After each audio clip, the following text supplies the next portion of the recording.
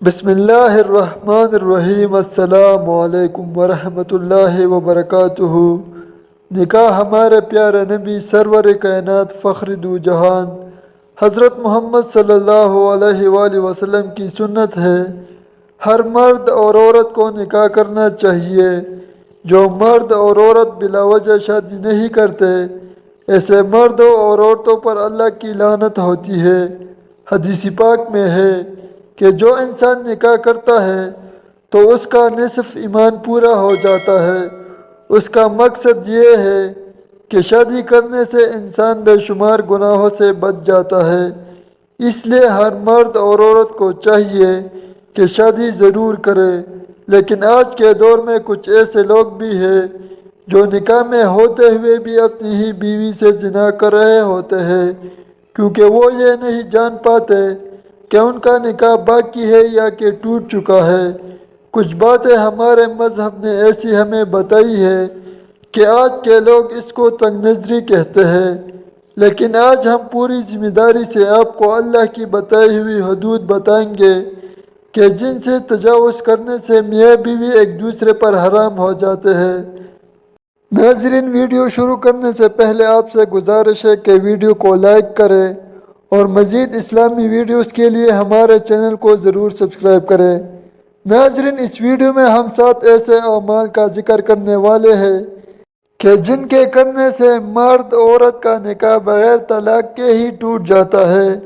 شریعت محمدی صلی اللہ علیہ وآلہ وسلم میں 7 ایسے کام بتائے گئے ہیں جن کو کرنے سے انسان کا نکاح ٹوٹ جاتا ہے اور میاں بیوی کا رشتہ ختم ہو جاتا ہے۔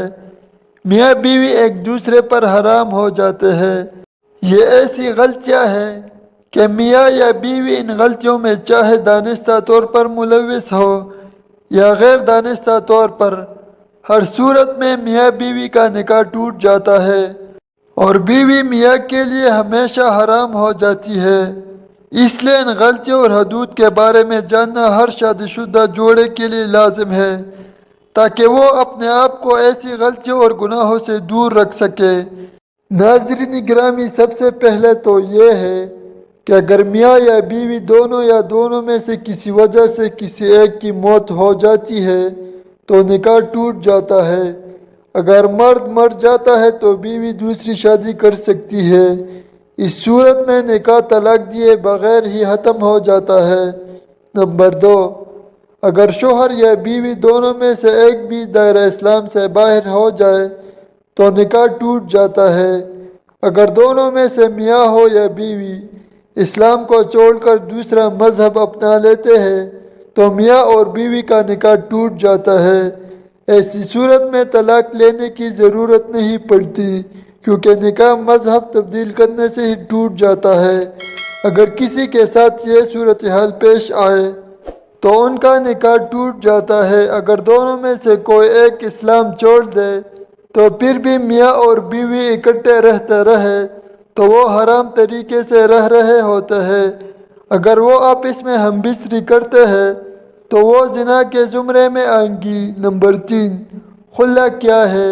ہمارے مذہب میں صرف مرد کو ہی طلاق دینے کا حق ہے کہ مرد ہی طلاق دے سکتا ہے، لیکن اگر کوئی عورت اپنے شوہر کے ساتھ نہیں رہنا چاہتی تو وہ اس صورت میں خلا کے لیے اپیل کرتی ہے اور یہ معاملہ پھر عدالتوں میں حل ہوتا ہے۔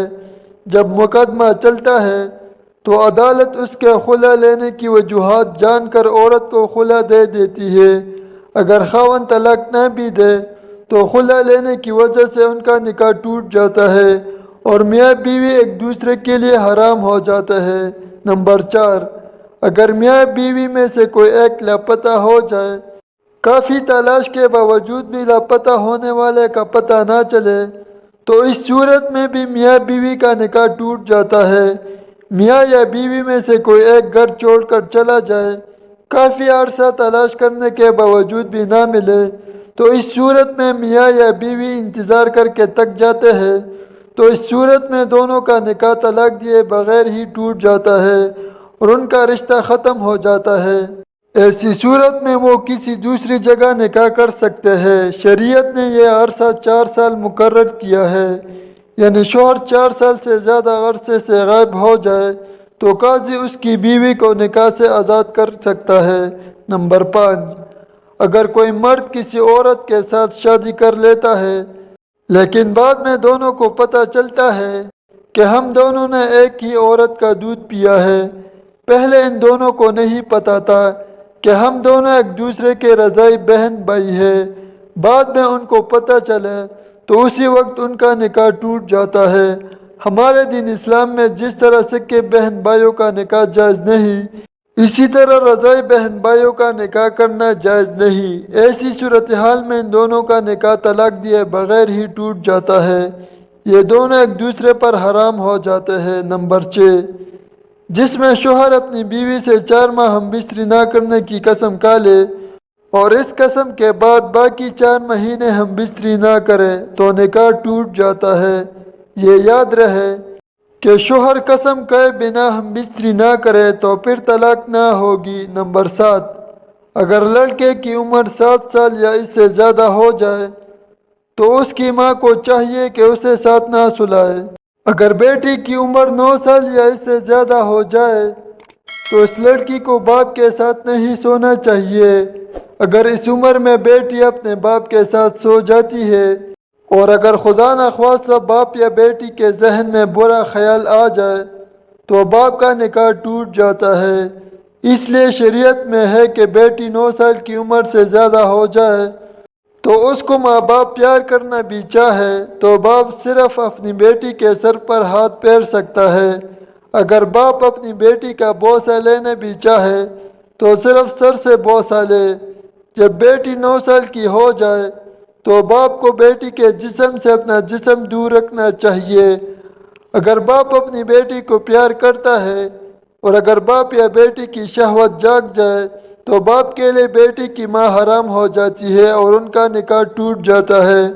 ماں اور بیٹے کے لیے بھی یہی حکم ہے۔ تو ناظرین، یہ ہے وہ 7 صورتیں جن میں میاں بیوی کا نکاح باقی نہیں رہتا۔